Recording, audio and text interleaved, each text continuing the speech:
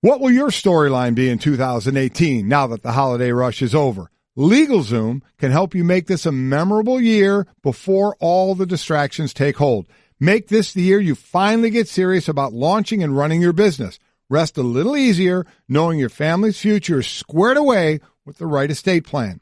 LegalZoom has been helping people like you take care of their dreams and responsibilities for more than 16 years. They're not a law firm, but they have the resources to keep you on the right path, including advice from their network of independent attorneys, all at your fingertips.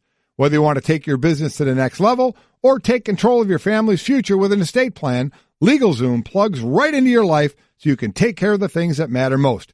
Get off to a strong start in 2018 at LegalZoom.com today and get special savings when you enter Golic in the promo box at checkout. LegalZoom, where life meets legal.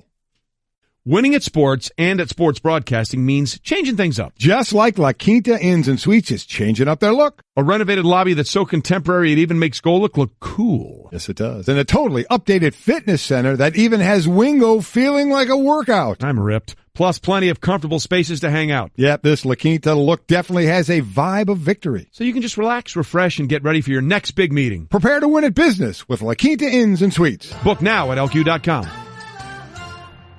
Well, good Monday morning, everybody, and welcome into another edition of Golic and Wingo. Glad you are getting up for your week with us. Trey Wingo, Mike Golic Jr. We are presented by Progressive Insurance. All phone guests will join us on the Shell Pennzoil Performance Line. And I think, guys, it's safe to say that it's good that it's a holiday for a lot of people in Minnesota, as it's Martin Luther King Jr. Day, because I think this would be the least productive workday in the history of the state of Minnesota. Boy, the greatest thing in the world. You're right, knowing they could sleep in after all the skulls. Skull. Lots of that. Yeah. Skull. Between yesterday, I think the amount of times Skull and Duval have been screamed may have set a record somewhere. Unbelievable. Your Google searches for that have been off the chart. It's one of those where you just make so many friends of people you never met before. You just see them on the street and you just look at each other and not Skull. Yeah. So where are we drinking? Yeah, exactly. Yeah. I mean, so many friends yesterday. I think it might be where are we continuing to drink. Yeah, that is true. I'm not sure a lot of people in Minneapolis have decided that the party has stopped. Obviously, because you go into that day knowing you're not going to work today. So, I mean, it's already going to be party time. And, man, did they give you reason to party. And you know the only way you're going to survive Minnesota cold is with that extra beer jacket on. And they needed it going in yesterday, but coming out, I think they were fueled by much more, considering the way that game ended. Well, the real field temperature right now is negative 13 in Minneapolis. So, they might need that little extra comfort. Is that what that wind chill nonsense? That wind chill, yeah, I've gone with it. I'm done with wind chill. The only chill is in New Orleans right now for an unbelievable. Look, we did primetime last night, and it was just, we came on the air. We come on right after the show, right after the game was over. So we're all there, myself, Tim Hasselbeck, Jeff Saturday, Ryan Clark. We're all sitting there thinking, gosh, man, the number 2 offense of the Saints took down the number 1 defense in Minneapolis and Vikings when it was everything was on the line. It was the number 2 offense that did it. And we're sitting there, okay, what do you want to talk about? Let's do this. And we're like, wait, what? What just happened? I mean, it was unbelievable. Well, I mean, for those of you that maybe don't know what happened. Yeah, I mean, somehow. In this game, you thought Minnesota, what we thought was going to be the best game and the best matchup, Minnesota's winning this game 17-0, basically throughout. It was a dud in the first half. It was a complete dud. It was an absolute dud. And the Vikings are up in this game, up 17, until all of a sudden, there's Drew Brees, and it's 21-20. The one thing I thought about when the Vikings were going down to score, to go up 20, to go up before they lost that lead, was don't score too quick. Yeah. Don't score too. And I even tweeted, it's hard to do. Yeah. It's hard to do, but you need to score and burn the clock.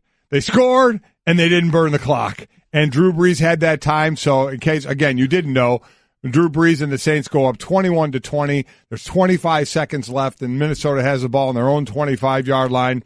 Lo and behold, on a third down with a few seconds left, and it's tough for them to get a play off, and if they stay in bounds, they have no timeouts. The game is over. Stefon Diggs makes a catch by the sideline. Marcus Williams, inexplicably, though, you'll hear him explain it, put his head down and went for the tackle and completely whiffed.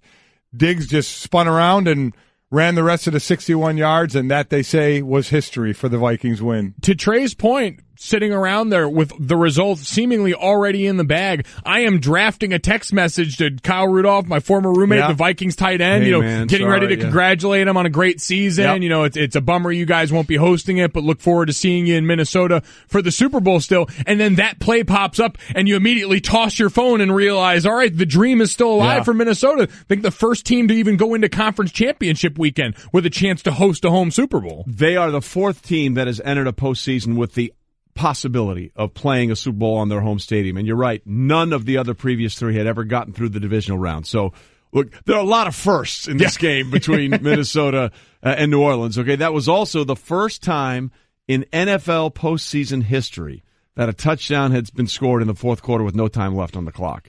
And this is one of those crazy stats that popped up in the first half that holds now, which just makes no sense in the world. The Saints, going into that game in the Drew Brees, Sean Payton era, were 1-34 when falling behind by 17 points or more at any point in the game. And the Vikings had won 23 straight games when they had a 17-point lead or more at any time in the game. And so both of those things look like, they're gone. And then on the craziest of plays, they both hold. So the Saints under Drew Brees and Sean Payton are now 1-35 when they have a 17-point deficit to overcome. And the Vikings, unbelievably, have now won 24 straight when they have a 17-point lead. And the beauty of a game like this or a play like that is perspective is everything, right? Because it is absolute joy, adulation, euphoria in Minnesota, and it is absolute devastation, despair, and misery in New Orleans. And the way this game is called will dictate both of those things. Let's do happy time first. Yes. This is the call of the Vikings home radio network, Paul Allen on KFAN. Three receivers right, Thielen and left. Marshawn Lattimore 12 yards from Adam. Case on a deep drop, steps up in the pocket. He'll fire to the right side, caught by Diggs. Stay up! Oh my God! 30! No 10! Touchdown! Are you kidding me? It's a Minneapolis miracle! Stefon Diggs and the Minnesota Vikings have walked up on the New Orleans Saints. It's a 61-yard Minneapolis miracle. So that was the call on the Vikings home call. Sounds about right. Yeah, I don't know who the the color guy is. All I know that this was his. A lot of analysis. That was sort of the way he went with it. Unbelievable. So that is the Vikings side of it, and here now is the other side of the coin. This is Jim Henderson calling the final play of the game on the Saints home radio network, WWL. Here's Keenan, dropping, looking, throwing near sideline, and it's caught by Stefon Diggs. He's going to take it inside the 15, 10, 5, touchdown on the final play of this game. Are you kidding me? I mean, I don't even know what to say on this because it was so unexpected. It wasn't a Hail Mary because it wasn't the just air the ball out to the end zone because you couldn't reach it. They weren't far enough. Yep. And they had started with 25 seconds and had one timeout to see if they could move the ball down the field to get in field goal range, and they weren't able to do that.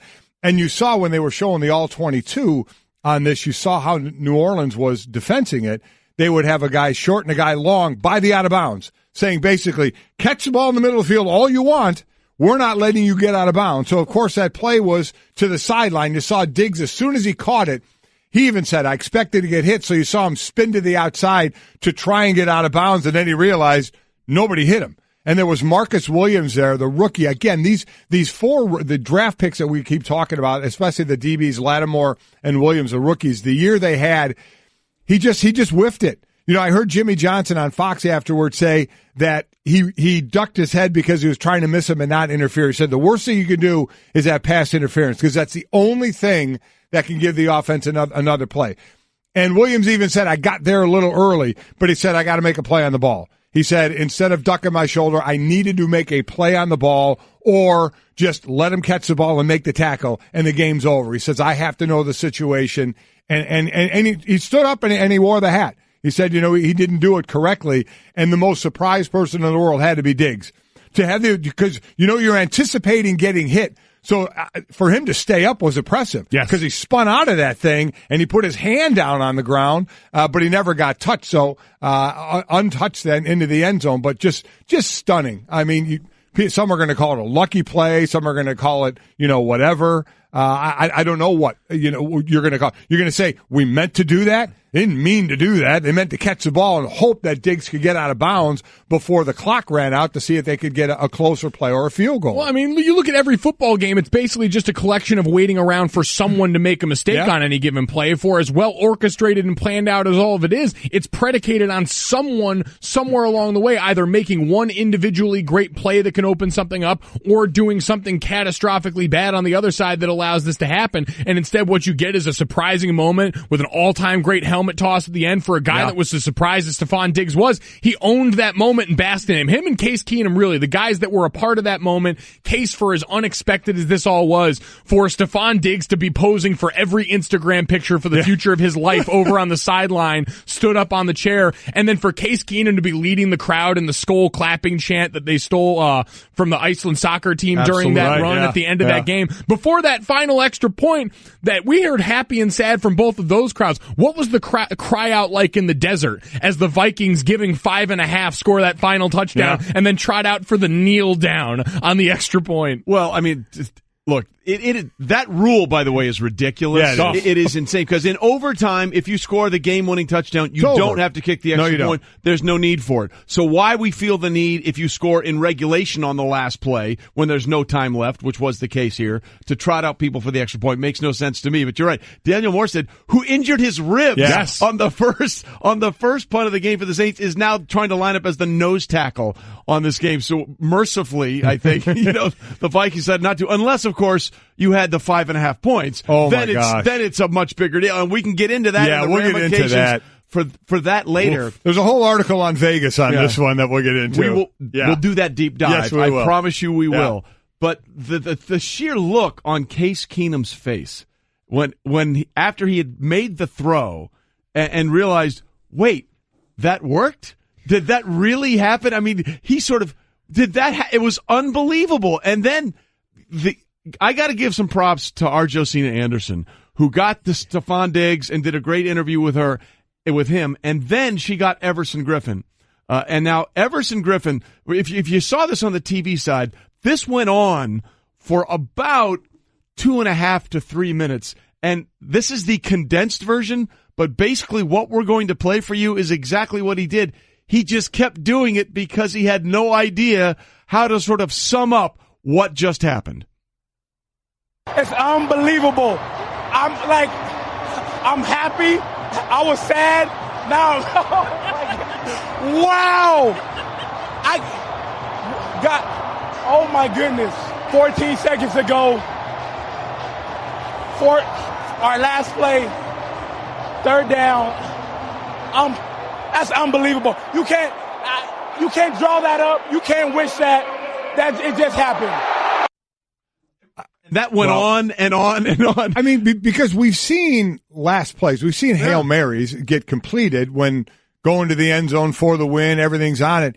Here, this was so unexpected because you could expect a catch, but you weren't expecting the guy to be able to stay in bounds and the clock was going to run out, or could he get out of bounds? That's what you were expecting, the roll out of bounds, and would he do it in time, and would they be close enough for a field goal? Would it be a Hail Mary? All these things we've seen before. We knew exactly what Minnesota was trying to do, and we knew exactly what New Orleans was trying to prevent.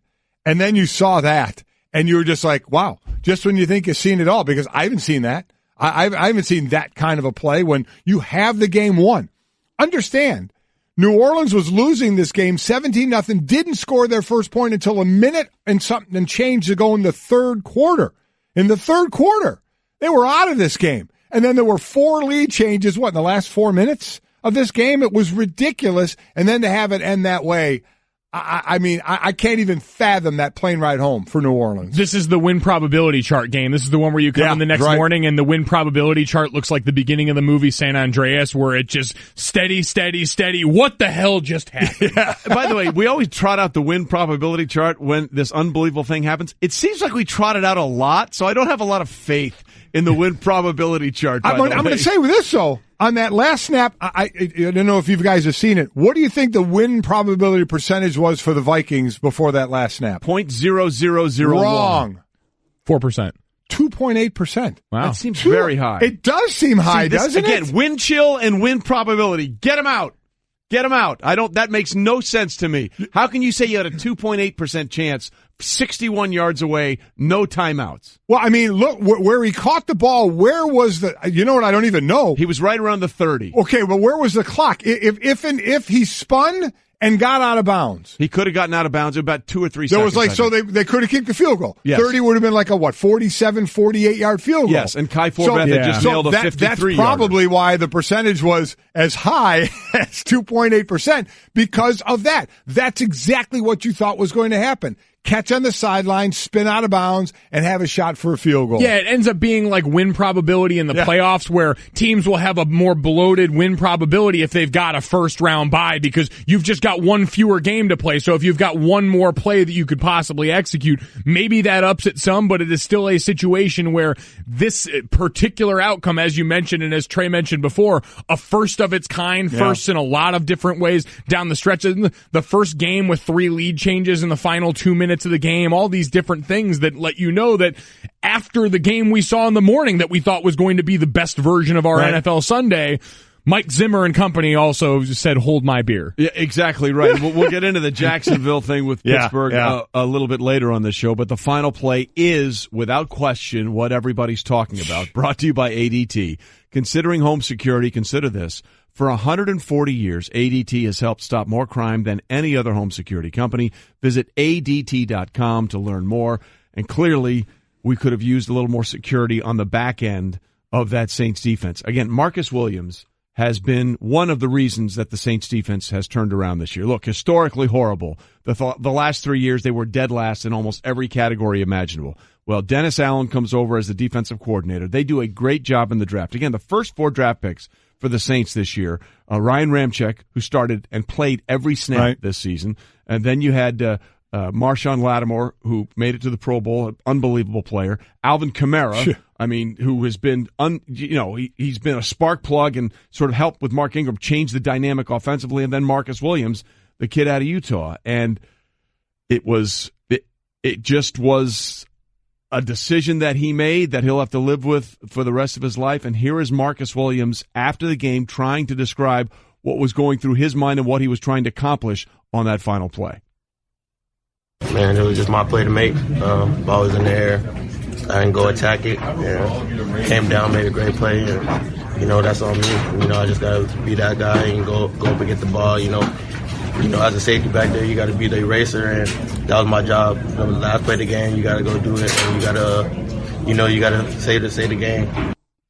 I'll give the kid a lot of credit. Yes. He stood up there and owned it. And I thought Sean Payton, by the way, after the game at his press conference, did a really great job in protecting the player. I mean, when he's up there, he's got to realize not only are my dreams for myself and my team shattered, and I've got to figure out how to do this again. But there's that's a young kid I'm trying to protect. And if you listen to what Sean Payton had to say as well after the game, I think he went out of his way to try and say, hey, you know what? He put himself in a position. We had faith in him and all that. We don't want this play to ruin what could be a really good career for this kid. And listen, as you said, we just heard he stood up and he owned it. I mean, you don't want to make that mistake, but he stood up and he wore the hat on what he should have done. Now, he did have that interception in the third quarter, that duck that Case Keenum threw up there, which I thought Case threw up another one that Thielen made an unbelievable catch for later in the game. But yeah, Williams had that pick early on. He stood up and he owned it.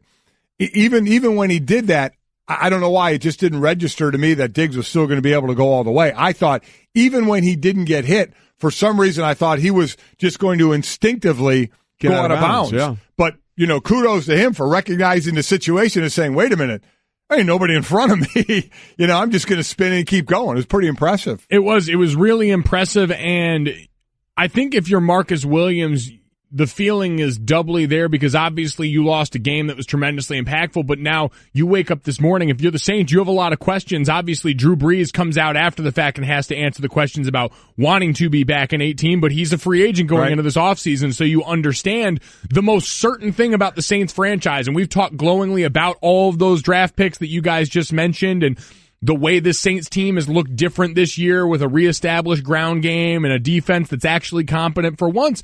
But it's all built on the bedrock of Drew Brees and that offense. And for, what seems to have been a regular occurrence for a while, but now very really so, that's in question going forward for a guy who today just turned 39 years old. He's already said his plan is to be back, but you're right. He's a free agent.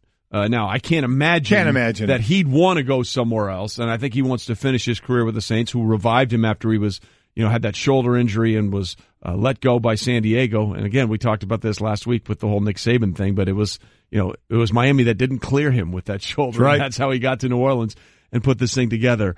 Look, one last thing here is we'll talk about this throughout the morning. We'll hear more reaction from Case Keenum and some other people about this, but I want to check back in Minneapolis at October 15th. Oh, you're not, are you? I'm just curious. Is that where you're going? I'm just curious to see how many babies will be born on October 15th that might have the name Case or Stefon. So there was it's all said. There was a lot of skull going on and for different reasons. There was probably a lot of happy times. Yeah. We should check back with nurseries in Minneapolis in 9 months from now. Just see how many little baby cases and they did that Super Bowl commercial a couple of years ago. The Super Bowl babies. Yeah, Denver. Yeah, I think that we might have a few. The Minneapolis Miracle babies. Minneapolis Miracles, and we'll get into why that game, by the way, may have relabeled one of the worst memories in Minnesota Vikings NFL playoff history because of who was in attendance.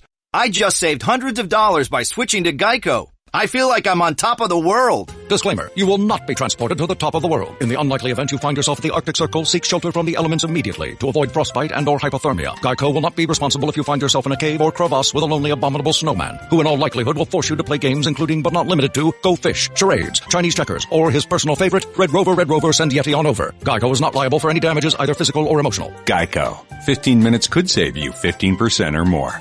Golic and Wingo here with you on a Monday morning. We're presented by Progressive Insurance. All phone guests joining us via the Shell Pennzoil Performance Line. Did you see the front page of the New Orleans Times-Picayune? Yeah, it's pretty good. It's pretty good. It's a picture of Marcus Williams and somebody else looking back at Stefon Diggs running toward the end zone, and the headline simply reads, expletive, expletive, expletive. And that's not Trey just using that word because it says something else. It actually says expletive. They actually have the three words. Expletive. Great. Expletive. Expletive. It's just, and we put it out there on our Twitter feed. We'd love to get your reaction to it. What was the last event that made you go, wow, did that just happen? I can't remember. The only sort of playoff game, guys, that came to mind, and it was at the end of regulation that sent it into overtime, was Joe Flacco in Denver in the 2012 playoffs, where the Broncos had that game won, and I think it was an 80-yarder or a 70-yard touchdown pass to send it into overtime, where Raheem Moore sort of gave up the boundary and the deep ball, the safety for the Broncos, and of course they went on to win that one in overtime. But that was just to tie the game. Right. As crazy as that one was, that was just to tie the game. I can't, because it's never happened before with no time left in the fourth quarter. It was just, I'm still sort of speechless thinking about that play. I mean, it's just crazy. So hit us up on Golic and Wingo. What was the last thing that you saw that made you just blow your mind like that? And we'll have some of those tweets throughout the Which show. was a bigger play, that one, or do you think the Miles Boykin from Notre Dame, the one-handed catch against LSU for the touchdown in the bowl game that meant nothing? Yeah. I don't know. That one, I think, right there, right? It's right there. Definitely right up there. I think so. On one side of this set, it's definitely a push. Okay, all right. Yeah. One side of this set, it's definitively a push. I mean, it is amazing, but there's a lot of those, and I mean, it doesn't necessarily have to apply to sports. I mean, I know Stanzik will appreciate appreciate this one, but lest we not forget, Moonlight won Best Picture. Yes, it did. I don't know. I mean, the Cinephile podcast was all up in arms for that one. So coming up on a year anniversary of that one too. Exactly. So, I'm telling you, we'll cross-pollinate. We'll take anything that made you stop and sort of go, use the mind-blown GIF on your Twitter feed. And I mentioned the word push, right? Yes, you did. Which is a betting term. Yes, it is. And speaking of that, Mike, oh my gosh. The way this game ended had major ramifications for those who, occasionally dabble in the dark arts of putting some money listen, down on a sport. I'm not going to lie. I'm not a bit. Whenever we do these picks, I like to pick winners and losers. I don't get the points involved. I've never been big into that until I met your bookie, Trey, and then I got into it. Thank you for that. A little more. I mean, Rocco or Sharky? I'm not sure which one. But this is one where, the Minnesota Vikings were a 5.5-point favorite. Twice as many of the bets were coming in on the Saints on this one. And it certainly wasn't looking good when they were down 17-0. And then they started coming back. But then they did come back and they were winning this game. And so that was like, oh my God, all the money that came in on the Saints, again, 2-1 money came in on the Saints. Here you are, you're getting 5.5. Looks like you're going to win. And then with 10 seconds to go, you get the touchdown that puts the Minnesota Vikings up 5. So what does that come down to? It comes down to, and you have to get, again, I'm with you. I don't understand why you need the extra point. Dumbest rule of all time. I don't get it, because in overtime you score that touchdown, the game is over. You don't have to kick the extra point. Here you have to, and maybe it's for just these reasons in Vegas, but there was no way they cared about the extra point. It took them enough time just to get enough people out on either side of the ball. Kate, they didn't even try and kick the extra point, to which anybody who had the Minnesota Vikings wanted them to kick the extra point. I know. I felt really bad. Millie laid the points. Yeah, Millie, our 100-year-old fan, that she had a great game to watch there. Yeah. But they weren't going to kick the extra point, and so Case Keenum lines up and takes a knee. He takes a knee. Which is how you know that the purity of the sport is intact, because if they had trotted out the extra point team, someone in that Vikings locker room had the Vikings in the points. They would have been like, you know what, maybe we send Kai out there. We really want to keep the integrity of this. Yeah. We don't want to dishonor the Saints by going out there and taking a knee. We'll go through the proper protocol. It's all about reps. Let's get him more reps in kicking. It's all about reps. Let snap, hold, kick. We're going to have to do it next week. Let's do it again. But they didn't. They took that knee. So when they took that knee, Vegas took a bit of a bath. Right. I mean, most of the money was on the Saints. Two times the money was on the Saints. I can promise you, I had 3 friends text me last night. I had the Saints with the points. Yeah. MGM Vice President Jay Rude said, we went from what would have been our best day of the season to squeaking out a small win on the day. Wow. I mean, crazy. You know who else won the day, and I got to give her all the credit in the world, is our Josina Anderson. Yeah. She got that Everson Griffin live to tape, which, by the way, if you get a chance to see it either online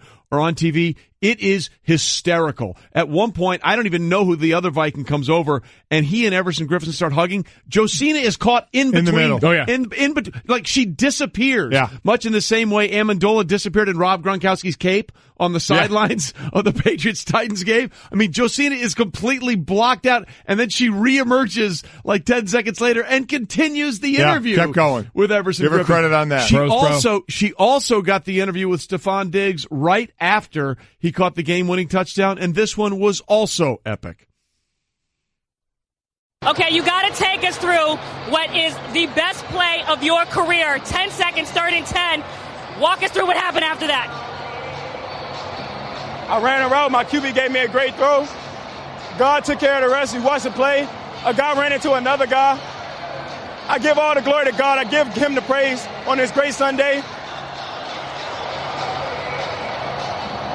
What was going through your mind? Were you looking at the Jumbotron? You started to run out the tunnel. Explain everything that was going on once you crossed the end zone. I still don't know what just happened. I really don't. Yes. All I can say is give it to God, because without him, nothing is possible, and I wouldn't be here. So, damn, that feel good. Can you tell us how down and out this Vikings team felt, thinking that the Saints had just gone up and you guys needed something miraculous to happen? Since I first got here, I never stopped working. Today was when all the work paid off, and, God put me in a position, and I just try to take advantage of my opportunity. That may be the realest thing ever, okay? I give all the glory to God. Yeah, damn, that blank feels good. Then you got to be beeped out. And then he starts to cry. Yeah. I mean, sports is wonderful, though, in that sense. And obviously tragic on the other end of it. But these things happen, and they happen more often than we want to sometimes allow ourselves to believe it's possible. What else besides sports, and football specifically because of the passion that the game is played with, can bring out those kind of emotions from people? I mean, it's unreal. Sports is a strange stage like that because life has a lot of random moments built into it, and sports has things that are wrong with it. Sports and football in particular is a lot of stuff that we always sort of seek to change, and rightly so. But like you said, when you have those kind of moments and the stage that we get to have sports on, you rarely get it all coming together like that, and it is unbelievable to watch, even if you're in Vegas. Listen, it's the best reality show out there. No question. Because it's not scripted unless you're a conspiracy theorist and you think some of it is, but it's not. Some people that had money in the Saints may think so. As a former defensive player, you're going to be sick because, I mean, your job is to know, and it's everybody's job, not just defense. You know the situation. Even Marcus Williams, again, who put his shoulder down and whiffed on that, said you have to know the situation. And I'll go back to it again. When they showed the all-22, you saw the defense, the defender, short and long, right on the sideline. Their only job was, or there's two, knock the ball down, but don't interfere, or let him catch it, tackle him in bounds. The game is over. I mean, that's what you know in that situation there. Right. So you could have let him catch that ball, but just play the sideline, let him catch it, and take him right down. Or, as Marcus Williams said, I need to play the ball and just knock it down. I get you being a little skittish about that because, God forbid, a flag come out. Now you give him a free play. So if you want to just let him catch it and just stand there on the sideline and just let him catch it and tackle him right there, that's all you had to do. Know the situation, and man, it just didn't happen. And I know it happens all the time, but it's going to be a hard offseason came down after you made that comeback to come down to that one play. Well, I'm sure it'll be like the former the Packers tight end against the Seahawks with the onside kick, whose name is escaping me at the moment. You're right. You know, he had his job was to block, and he tried to catch the ball. Exactly. Right. You know, so Drew Brees said it best. Experience can be a very tough teacher at times. All right, we'll get into a lot more in that game, including you mentioned the name Millie. We'll explain in greater detail exactly what went on there, but also ahead. Were the Steelers looking ahead to the Patriots? Oh, boy. It certainly sounded like some of them were. We do know the Jaguars aren't so sure why they were so confident, and they're happy to share their side of the story. We'll discuss that next. Golic and Wingo here with you on a Monday, MLK Day. Hope you're enjoying the day. Trey Wingo, Mike Golic, and Mike Golic Jr. So we've gone a lot, obviously, on the Vikings, and we will continue throughout the rest of the show. Yeah. But there wasn't another amazing game, and quite frankly, for the duration of the game, it might have been a better game. The ending between the Vikings and the Saints was just crazy, but this one was back and forth as Jacksonville went into Pittsburgh and did what only one other team had done before. The Jacksonville Jaguars back in 07. 2007 go into Pittsburgh and win twice, once in the regular season and once in the postseason. Because it was the 17th time that someone had played, the same team played in Pittsburgh two times, and it only happened twice in Jacksonville, both, as you mentioned, both times. 17 the only times, ones to do it. Go in there and win once in the regular season and also in the playoffs. 45-42. 45 points. Again, the most points ever allowed by Pittsburgh in a postseason game. The previous had been 41 in an AFC championship game by the New England Patriots, and it was also the most points ever scored in Pittsburgh. So to recap, a Blake Bortles-led offense put up more points in Pittsburgh than the Steelers ever had put up in Pittsburgh. I think the biggest thing to me, Mike, is the fact that in the regular season, Ben Roethlisberger threw 5 interceptions, and not shockingly, Jacksonville lost.